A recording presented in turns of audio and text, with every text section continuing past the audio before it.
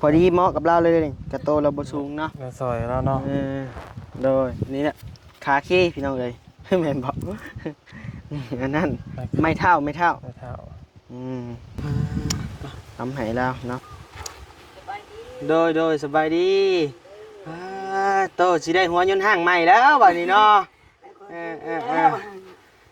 เป็นจังใดมาจังใดคือว่าใส่สีชมพูคักแท้นี่เนาะลกพักให้เพิ่นฮักกันแล้วลกพักให้ไผแต่มันบ่ออกขี้ไข่เห็นฮกขี้ไข่บ่ขี้ไข่โตขึ้นบ่ใหญ่พุ่นแหละโอ้ยเนาะกินไปแต่แซ่บตะนัวกินกับอ้ายเพิ่นในลูกหิวฮะจับเงี้ยวนะอันนี้ก็เนาะบ่ได้มีมอนบ่มีหยังท้องบางเทื่อก็ยามเพิ่นฮ้อนก็มันฮ้อนมันดาดเฮาปานแม่นแล้วมันก็สิเจ็บก็สิเจ็บอยู่มันปาดตากแดดแล้วมันดาดติแม่นมันก็สิเจ็บสิแห้งเฮาอยู่ก็เจ้าเคยถามบ่อันนี้เท่าใดเจ้าเคยถามบ่จักก็ว่าคือว่า500บ่ได้ยินแต่เขาว่าดอกเฮาก็บ่เคยว่าสิว่าคิดว่าสิได้ดอกได้บ่ได้ก็เสียยันล่มมาได้มันยันล่มบ่แม่นเฮาบ่เคยมันสูงซำนี้นะมันสูงโพดบ่มันสูงอีหลีนะเฮาย่างแบบมีแต่ภาคยาวนบมือขอบมกขอบใจทั้งเพิ่นบ่ประสงค์ออกสื่อเนาะเพิ่นมีแต่ให้ว่าจากผู้ใหญ่ใจดีอยู่เซโนดูอันนี้เด้อผู้ใหญ่ใจดีที่ว่าได้มอบอันนี้แลไม้กันเท่าให้เฮาย่างไปหากินหาอยากเพราะได้ว่าบรรเทาชีวิตให้ขอให้ทุกเจ้าอยู่ดีมีแรงในครอบในครัวอายุมั่นขวัญยืนบ่เจ็บบ่ให้เป็นปรารถนาสิ่งใดขอให้ได้ดังมุ่งมั่นปรารถนาเบิดทุกสิ่งทุกอย่างแต่หาปัญญาโลคาสิ่งใดที่ว่าบ่ดีก็ขอให้คุณพระคุณเจ้าคุ้มครองมื้อนี้ก็วันศีลขอให้เดินทางปลอดภัยผู้ใดก็ได้ทั้งน้องคือกันทั้งอ้ายคือกันก็ไปทางใดก็ให้อยู่ดีมีแรงเด้อที่ว่าได้เป็นสะพานบุญให้เฮาบ่ที่ว่าเอาไม้กันเท่าใหม่เฮานี่แหละพอได้เปลี่ยนของเก่าอะไรรถRCเนาะพี่น้องเนาะเปิ้นห้านอะไรรถเนาะก็พอที่ว่าโอเคได้เด้อ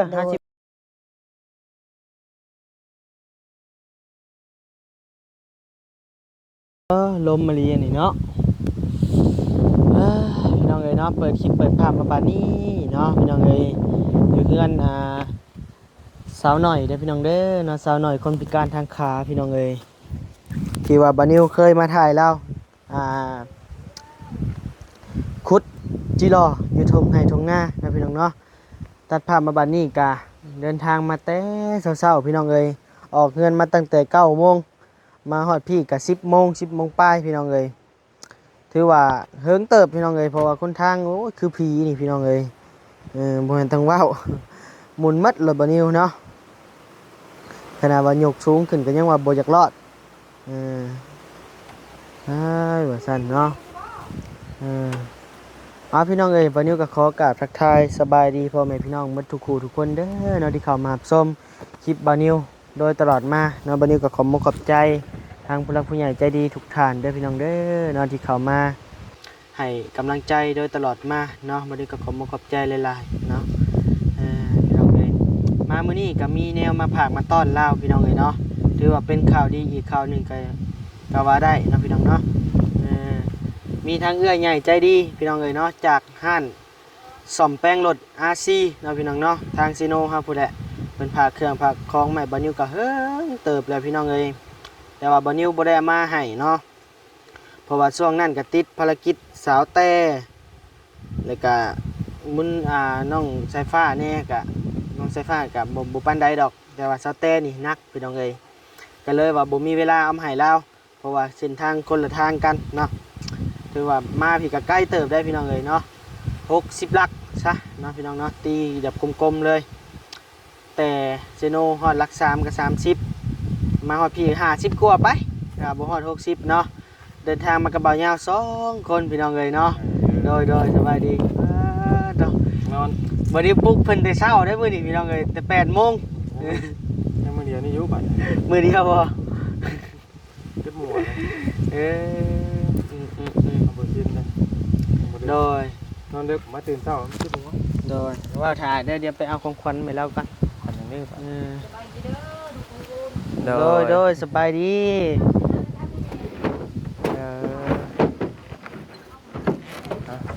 นางถ่ายอยู่เตียงแหละ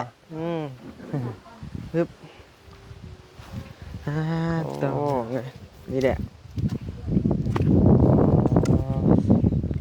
เนาะคืออยู่ พอดีเหมาะกับเราเลยนี่กระโตเราบ่สูงเนาะ ในซอยแล้วเนาะ โดยนี่แหละขาขี้พี่น้องเลยแม่นบอกอันนั้นไม่เท่า ไม่เท่า อืมทำให้แล้วเนาะพอดีมันดีกว่าเก่าอยู่พี่น้องเลยใช้ได้หลายปีอยู่นี่ก็ได้ เนาะ ขายซื้อนี่ก็หลายพันเลยนี่ อ๋อแนวมันละ เพราะว่าทางเอื้อยเพิ่นซื้อเอาให้บานิวมาให้มอบให้เพิ่นเนาะทางเอื้อยยูซิโน่พุ่นแหละอันยาวเลยเนาะจากห้านอะไรรถใหญ่อาซีเนาะหับสมแปลงรถนะพี่น้องเนาะก็โอ้ขอบคุณขอบใจทางเอื้อยเพิ่นหลายๆเด้อเนาะเพิ่นบ่ประสงค์ออกซื้อนะพี่น้องเนาะให้ออกซื้อห้านก็พอแล้วเราอ่ะเนาะ ว่าสิดีแล้ว เพิ่นว่าสิห้านเพิ่นอยู่บ้านพีนว่าสั่นบ่หรือว่าอยู่ไส มันบริจาคมาเนาะ โดยเพิ่นก็เห็นคลิปในเพจว่าสั่นเนาะพี่น้องเอ้ยเว้าหลายแยกกันห่างนะไปเข้าไปเยี่ยมไปยามเราเลยเนาะบัดนี้ก็ครั้งที่2ได้บ่ยาว พี่กัน2บ่เจ้าก็ ทางที่สองแล้วกันเนาะ โดยเอาซั่นแหละเนาะพี่น้องเนาะเอาคาเคให้แล้ว โดยไปเนาะ ไปโดย อาจารย์ให้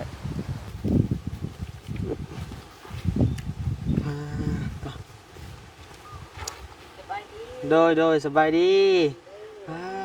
โตสิได้หัวยนต์ห้างใหม่แล้วบัดนี้เนาะเป็นจังไดมาจังไดคือว่าใส่สีชมพูคักแท้อันนี้เนาะ โดยลกพักให้เพิ่นฮักกันแล้ว ยกพักให้ไผ ไปส่งขายให้เพิ่น โอ้ หากยังบ่ได้เบิดดอกพักก็ได้พอดีละเมื่อลกเอามากินผักบง เสียวให้เฮาบ่ โดย คักแล้วเนาะซะ ผัก เนาะ บงกับมะกอกแน่เก็บมาเมียนมื้อเช้า มีมะกอกอีก โดย คักแล้วเจียมมะกอกให้เนาะ เจ้ามะกอกกับลวกผักบงเนาะ เดี๋ยว แซ่บแล้ว จะตั้งเฮาก็ได้ไอ้ อืม โดย ได้ครับว่า เดินแต่งเฮาก็ได้คักแล้วเนาะ โดย ลวกผักบงจำแจวมะกอก ผักบงกับลูกยังนานหนึงหันลูกฮักกันแล้วนานหนึงแล้วให้เพิ่นเอาไปขายก่อนบ่ะเพิ่น ดุมันเนาะเจ้าก็เนาะ โอ้ยคำบ่ดูบ่เฮ็ดบ่หาก็ไปสิหากินเด้หากินเองนี่แหละสำชาไปก็ได้คัน คือ เฮาบ่ เฮา ดู อยู่บ่ เบิ่งคิดบ่ คิดก่อน บ่อยากจื้อ บ่อยากเจออ้าวเนาะมาบ่ได้เฮิงซ้ำบ่จือกันเลยใส่คาเคเฮาคือเป็นอันนั้นน่ะ บ่ได้ดึงลงเบิด บ่มันเพแล้วเอาโจมมันก่อนได้เดี๋ยวเฮาไป เด้อ ถามอะไรฉันนี่บ่ เพิ่นเอามากินอยู่พี่ลูก จะเปิดแล้ว มาไว้เอาออกมากินอยู่พี่ก็บ่กินก็เอามาก่อนอยากเห็นหน้าเจ้าเด้บ่า อยากเห็นเด้เนาะเห็นแต่เทื่อเดียว เด้อ เสร็จปิดก่อนโทรศัพท์หาม พี่ก่อนโทรศัพท์มาลูก อืม อันนี้เมื่อก่อนนี่ สบายดีหาม สบายดีเพิ่นไหมลูก อืม นั่งดีมาเลยแม่นางเอ้ย ใช่อีนางคือไปตัดผม มาลูกมีตำหมีเบิดชีวิต บ่เจ้าคือไปตัดผม จะเป็นทอมบ่ ไปเดี๋ยวบัดให้เขาเกียนอันทรงแบบมันบ่ พี่ ห มานั่ง น้า พี่ ทรงห นะ น้านะพี่มานั่งพี่ลูก พี่ แล้วบัดว่าเขาบัดตัดทรงนี่เขาบัดเอามันเข้ากับหน้าตาเขาว่า จะเป็นทอมบ่เฮ้ยขึ้นมานั่งกินดีๆพี่ บ้าตักเอาอีกด้านที่เจ้านะ เอา โดยตำหมีใส่ผักบุ้งจังได๋เป็นโรคผักบุ้งให้อายเด้อกินก็หิวนี่เบิ่งกู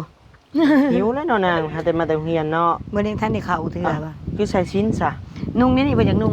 เออ มาจากนุ่งมาจาก ใช่บ่นี่คือบ่อาบน้ำแน่น่ะ อาบแล้วนี่อันมันบ่ออกขี้ไข่อันหก ขี้ไข่บ่ ขี้ไข่โตขึ้นบ่ใหญ่พุ่นแหละ โอ้ยเรากินเป็นแต่แซ่บแต่นัว กินกับอายเพิ่นให้ลูกหิวฮะ กินแล้วนะกินแบบแซ่บๆแล้ว เพิ่นมักแน่นี่อันเด็กน้อยเพิ่นกัน อืม เฮาบัดจุเพิ่นกินแล้วข้าวตอนเช้าหันยังแต่เฮานี่แหละเฮาเป็นพังแต่โรคผักบุ้งจุเพิ่นกินก่อน โดยโอ้ นั่งดี นั่งอีก ๆเบิ่งเอาน้ำบวงตักเอาลูกเย็ดในนั้นอย่าเอามือยุบเอาบวงตักเอาเบิ่งแม่ตัก บ่ ใส่ ให้ ให้ มัน ก่อน สดยาแล้ว นั่นสิความสะอาดจังนะฮะ บ่ได้บ่ความดอก อันนี้ก็แปะบวงไป หยิบแล้วนะกินเป็นแต่แซ่บรส อายก็อยากนำเลยบัดนี้ อืม จังได๋แปะเอาบะกอกใส่ถุงยางเอาบะกอกมาใส่ถุงยางให้อายเด้อลูกเด้อเผ็ดอย่าก้มใส่คากลายอันนี้ก็ป๊า ใส่แล้วนะ ตัวพี่น้องเอ้ยอายต่างดิ ยังบ่เนาะเอาตาม พอแล้ว เป็นจริงรส พะหยุดหลา จะ ย จื้ออ้ายอยู่บ่นาง จื้อบ่แน่เบิ่งหน้าดูห่า จื้อบ่ บ่จื้อ เจ้าก็บ่จื้อบ่เจ้าก็ ก็จะเบิ่งมากับไผ มือจะคุดจิรอน่ะ อยู่นั่นน่ะ แม่นชื่อบ่ น่าก็คือตัวกระตือ ชื่อบ่าวยัง หักซื้อนี่สิยอมนะถ้าสิจื้ออยู่แต่ซื้อนี่ยอม จะชื่อบ่บ่น่ะ บ่นวด บ่นวด บ่นวดบ่ได้ใช่น่ะ แม่ บ่ น น นะ วดเคยมาหาเจ้าบ่ มา ฮะ มาแต่คล้ายๆคือกัน ลุ นี่ งหน แห ว ละ ด เนาะ เคยมาบ่ มาแล้วลุงหนวด อื มากับเมียเพิ่นบ่ อ้ายแล้วลุงหนวดน่ะอันนี้อ้ายบ่าวยังอันนี้ มันก็มันจะคล้ายๆคือกันบ่ อันนี้บ่าวยาวมากับบ่าวลี่ตุ้ยๆนะ หมูหอมบ่จะ เอ้าแขวไปใส่มัด ออกเบิดแล้ว อ้าว บ่ได้มีแขวได้เพราะว่าแต่บางทีเดี๋ยวก็แล้วมันบ่ได้มีออกเองมันได้เฮาเป็นแบบนี้มันเป็นโรคมันแทรกซ้อนคือเพิ่นว่าเห็นนะบางคนเพิ่นยังว่าเป็นอันนี้มาบางเทื่อก็มันบ่อันหนึงก็อันหนึงสิเฮาไปแบบมันปัญญามันเข้ามาได้เด้เฮาบ่มีครบเบิด32อย่าง โดย แต่กี้ก็คือว่ามันนั่นแหละไปโรงหมอไปถามหมอว่าหมออย่าเฮ็ดแนวนั้นกว่าลูก โดย เป็นว่า ใช่เล็กเอามาได้ใช่อันนี้ เรื่องเสียมันเพิ่นแม่บุญนี่เพิ่นมาเฮ็ดเฮือนให้นี่แหละเพิ่นผู้ใหญ่ใจะดีทางแม่บุญ โอ้ เพิ่นมาสิมาเฮ็ดเฮือนให้เพิ่นต้นสงสารเฮานี่แหละ โดย บ่มี งบ แข่ง ได้เท่าไรแล้วตอนนี้ ยังแต่ค่าสร้าง ยังเหลือแต่ค่าสร้าง โดยสิย่อ เครื่อง นะ ปูนอันนี่มีหมดแล้ว แม่นสิย่อเสานี่ครบเบิดแล้วยังแต่ เสาก็ ค่ มี สร้ง แล้ว มีครบเบิด โอ้เทคงเทคาน โดย คันเสานั่นนี่ได้หมด โดย เหลือแต่ค่าสร้าง ยังแต่ค่าสร้างเพิ่น เท่าได้สร้างน่ะ เสาละพันเพิ่นว่า เสาละ1,000 บาท โดย เงินจากเสา เก้า เก้าเสา โดย เสาละ1,000 9เสาก็ 9,000 9,000 โดยคันว่าเพิ่นว่าทาง ตี ใด ไป11,000ซะ โด น้อย งเอ้ย คันว่ามีผู้ใดว่าเพิ่นผู้ใหญ่ใจดีอยากช่วยเหลือเฮาเนาะอยากเบิ่งอยากแย่งเฮาต่อไปก็เพิ่นว่าซอยกับผู้เล็กผู้น้อยเพิ่นว่าเท่าใดก็เอามา สิ สอง ตั้ง ทาง อยู่ใส่เหือน นี่แหละในบางนี่แหละนี่ยับไปข้างหลังไปนี้ โอ้ พอได้อยู่ว่าก็เงินทรงโมเดิร์นนั่นแหละ โดย สองห้องเพิ่นเฮ็ดให้จังได๋ก็เฮ็ดไปซะก่อนพังไปตามมันงบประมาณมันนี่แหละเฮาก็บ่ได้ว่าบีแบงเอาดอกเฮาก็ได้เพิ่นเฮ็ดจังได๋ก็ไปซะก่อนเพิ่นช่วยเหลือเฮาจังได๋เฮาก็สาธุบุญหาบุญเพิ่นก็ได้ อืม เสร็จในก็ลูกค้างเจ้าเนาะเฮาก็บ่ได้บีแบงว่าให้มันแลไว้เท่านั้นเท่านี้ผู้นั้นซอยผู้นี้ซอยบ่เพิ่นซอยเท่าใดก็เอา โดย แล้วแต่ศรัทธาเฮาศรัทธาเพิ่นเช็ดในปากมาเช็ดก่อนไปหาน้ำพอกมาให้เด้อไปเด้อเออ เกมพีไฟ เอา เก็บพี่พาย จะบ่ได้กินขนมไปแท้นำมื้อนี้ อืมผมมันนั่นก็ตัดสกินเฮดเนาะอันนี้ก็ตัดลักไส้โอ้ แม่ว่าตัดอันส่งกันเก่าเด้อลูกเพิ่นน่ะเพิ่นน่ะเพิ่นไปบอกเขาว่าเอาอันส่งกันบักลุยเชลิต ใช่อยากได้อยู่บ่อนี่ ว่าอยากได้แล้วคะแนนได้แฮงอยากเปลี่ยนใหม่อยู่มันก็นี่นักกันนักเบิ่งกว่าเฮียนเบิ่เลยนี่ นักก็นักเขียนใช้ของเก่าจะมาเบิ่งผมดูอามา เล็ก บิ่ง อันนี้ฮะ เบิ่ง นักมันน้ำเขาดินเขาแล้วมันนักตะกี้เพียงพี่ โดย ไปดูลายเลยมันสั่น อันนี้ก็จนว่าเหลื่อมเนาะ แม่บ่เลื่อมก็ยาวก็เนาะกำหน่อยไปคันบ่มีอันนี้ จั แล้ว บ บัดบ่ ที่ มี นี่แล้วมาจับมันจำกระดาษ สาร ทรา พัด ยอันหนึง สารพัดแต่อีหยังเลยเนาะไปจับสักอีหยังเลย อันนี้ก็เนาะนี่บ่ได้มีมอนบ่มีหยังห้อง โ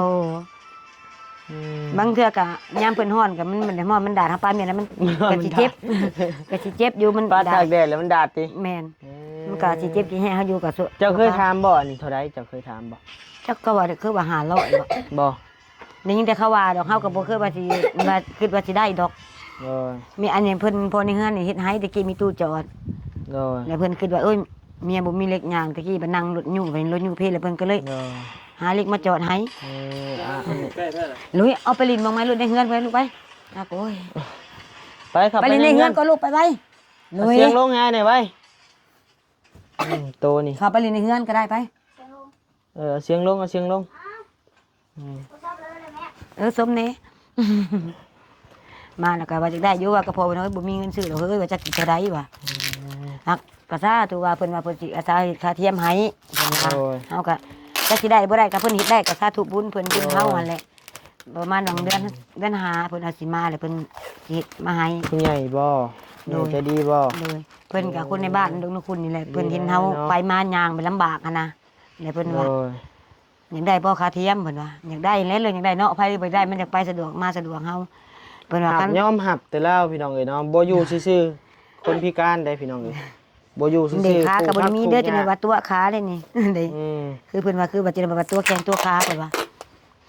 ตัวบ่ได้ติ แม่นแหละบางคนเฮาเห็นเฮานุ่งส่งนุ่งสินไปนี่ปกนี่มันคือบ่คือมีคือเก่าหั่นนะ โดย เท่าใดจะซื้อมาขอว่า500 เฮาบ่ได้ซื้อได้ทางผู้ใหญ่เพิ่นซื้อให้เลยแล้วเพิ่นให้เฮาไปหับเอาได้ ประมาณ500หรือว่าฮอด หาแล้ว พัน ขายอยู่แล้วเฮาก็สิแพงอยู่ดอก โดย อยู่ไทยอาจจะบ่แพงใส่มาเบิ่งดูลองเบิ่งดูหัวยนต์ห้างจะใหม่ ถูกโอ้ยอยู่ดีมีแฮงเพิ่นได้เพิ่นให้ โดย สิได้ของใหม่แล้วมันสิไปดุแล้วพันนี้ ไปคุดกิโลบ่ ไปหากระปูแล้วยามนี่ ไปเบิ่งลองเบิ่ง มันสิสูงโพดนิดนึงมันอันต่ำอันเอาอันนี้ลงก็ได้เนาะ เอาลงได้ แม่นเอาลงแล้วก็มันเนี่ยก็จะสูง แม่นอาจารย์เฮาเนี่ยเบิ่งเฮาสิปรับลงให้เรา สูง สำเฮานี่พอดีสำเฮานี่ โดยคันซ้ำนี่ก็นี่มันสูงกว่านี่ อันนี้ก็ประมาณขึ้นน้อยเดียวนะนี่ แม่ โอ้นี่หาบัดอาศัยไปจะก้มไปน้ำแน่เพราะว่ามัน มันสูงนี่มัน ใส่จะ มี ครึ่ งู ง ปรับอยู่ติเด้มันมีงูปรับอยู่ที่เฮาปรับให้ บ่มี มี มีแต่ปรับเอาลงอีกนิดนึงกับมันก็ได้เจาะหูอีกบ่แม่นนะ บ่มันมีงูให้อยู่ หูตางในบ่ โดย เอาลงอีกข้อหนึงแม่นแล้วยังหูอยู่2หู2หู3หูอย่าปากลูกตาคิมให้อ้ายไปลูกไปในเฮือนไปลูกไป ไปเอาครีมไป ไป บ่ไปรถเจ้าหา ไปเอาไปลูกไปคนเก่งป้อตัวกินเถอะนะ กินแต่แซ่บแต่นัวดิหมอน้อย คิมอยู่ในเฮือนเด้อหาเบิ่งเด้อลูกเด้ออันนี้หันไปคะแนน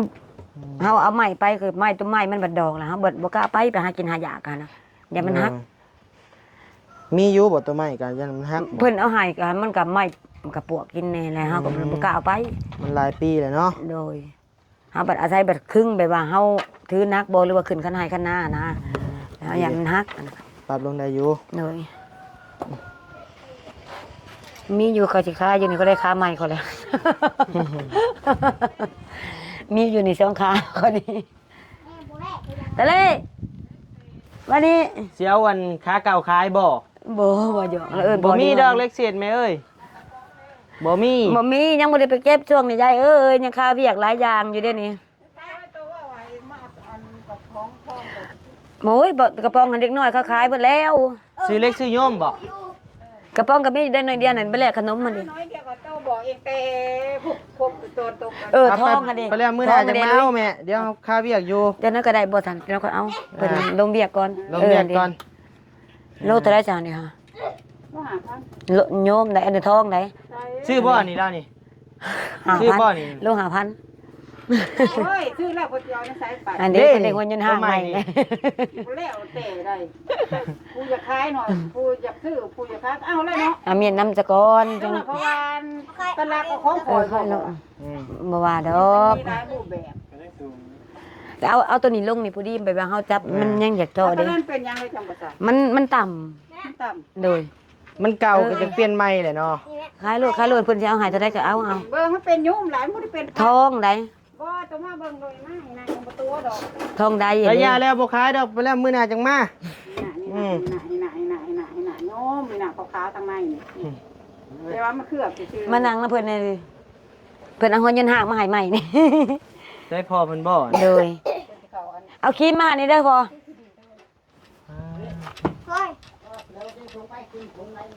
นี่ลุมอยู่สวนผู้ลูกไปเอาดิเตียไป ได้เข้าวิดีโอพุ่นเด้อเลยแล้วว่าถ้าเฮาได้เข้าวิดีโอก็บ่จัก อืม เข้าบ่ มาพี่นั่นแล้วมานั่งนะเพิ่นนี่มาเบิ่งอันเฮ็ดซอยแป้งใส่นอกนี่ไปแม่ปลาครีมลูก ใช่นี่ปรับลงบ่ได้ ความเพิ่นบ่งะคันนี้ก่อน เนาะ ปานนั้นจะมาแต่งกายเอื้อก็ยังแต่งบ่ได้อยู่เบิ่งกวนน้องก็ได้ ไปเลยแม่ ได้แล้วบ่เอาก็อย่า เป็นมาแต่เกิดเลย บ่รถตำ ฮะ รถตำก็ได้10ปลายปีแล้ว รถต่ เลย ำถ้าอยู่ในห้วยรถต่ำยังอันนะ แล้วเพิ่นก็มาซอยเรือเฮาไปเอามาโลดไปเอาไปพิดมันจะก่อนก็ได้ กล้องนี่ พี่น้องเอ้ย ตู้สิได้ค่าหมายย่างแล้ว ที่นี่เพิ่นมาซื้อเล็กซื้อโยมพี่น้องเอ้ย โดย ก็เลยว่าวุ่นวายอยู่ ก็แนมเฮาเฮ็ดหยังเพิ่นก็จักสอเท่าเพิ่นดอกเฮ็ดเวียกเฮ็ดงานบ่ว่าเพิ่นว่าโต อันนี้เอาเขาเสียเนาะเอาพอดีงาม เพิ่นว่าเจ้าก็เอาตัวเก่านี่ยางใส่เพิ่นมันต่ำก็บ่ว่าขอยยันมันหักว่าขึ้นคันหน้าก็ยันหักบัดเดียวลงทั้งเล็กทั้งไม้ทั้งคนบ่สิบ่ตายกลางไหหน้านะว่าบัดสิไปบัดสิคายพักมื้อนี้ว่าโอ้ย